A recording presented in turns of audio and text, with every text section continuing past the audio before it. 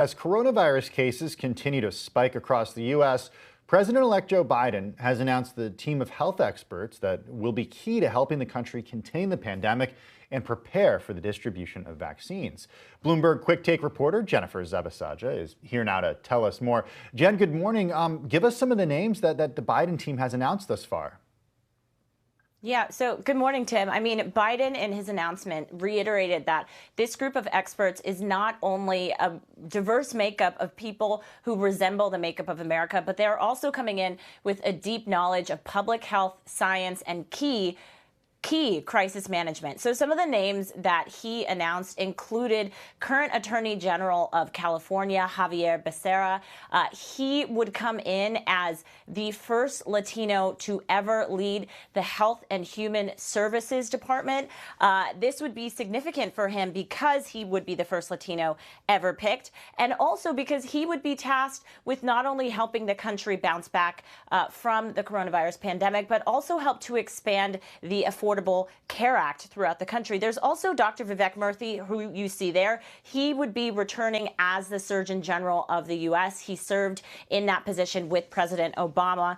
And Biden said he comes with the knowledge of crises that he had to deal with, like Zika and Ebola, and comes in with a significant knowledge that would be able to, again, help the country during this coronavirus pandemic. And one other prominent announcement is that of Dr. Rochelle Walensky. She's currently the infectious disease chief at Massachusetts General Hospital, and she would take over for Robert Redfield as the head of the Centers for Disease Control, which is, of course, very significant because we've seen the CDC really sort of weather this pandemic and, go through a lot of trouble sort of with the public's trust. And so she would come in at a very critical role for the agency. So those are just a few of the names that Biden announced. Also, we know that Dr. Fauci will be returning in the Biden administration. And so really we're seeing the makeup of who is going to help lead this country forward past this pandemic. Jen, we only learned some of these names in the last 24 hours, so I'm curious what your reporting is telling you about what the greater health community is saying,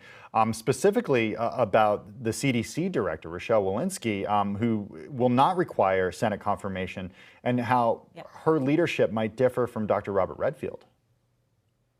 Yeah, I think what's been key with Dr. Robert Redfield is that we've seen sort of him be in the middle of not only trying to address the president's concerns, but also addressing the concerns that the pandemic has posed. But we've seen over the past few months, the public has lost trust in the CDC. And so Dr. Rochelle Walensky will come in at a time that the CDC really needs to not only restore the public's trust, but because she has the trust of President-elect Joe Biden, you can only anticipate that she will come in and not only be a trusted advisor to him, but also potentially more public-facing and trying to, again, restore the trust in the agency that is going to be critical over the next few months as we continue to tackle this pandemic.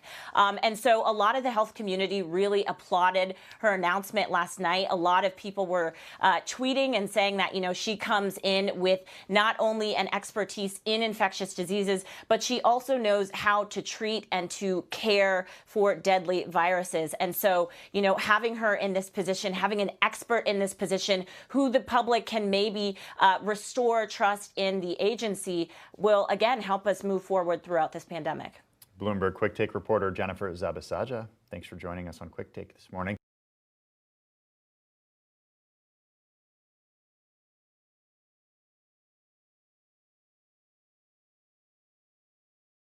The biggest stories the moment they happen from around the globe. Subscribe to Bloomberg Quick Take now for insight in an instant.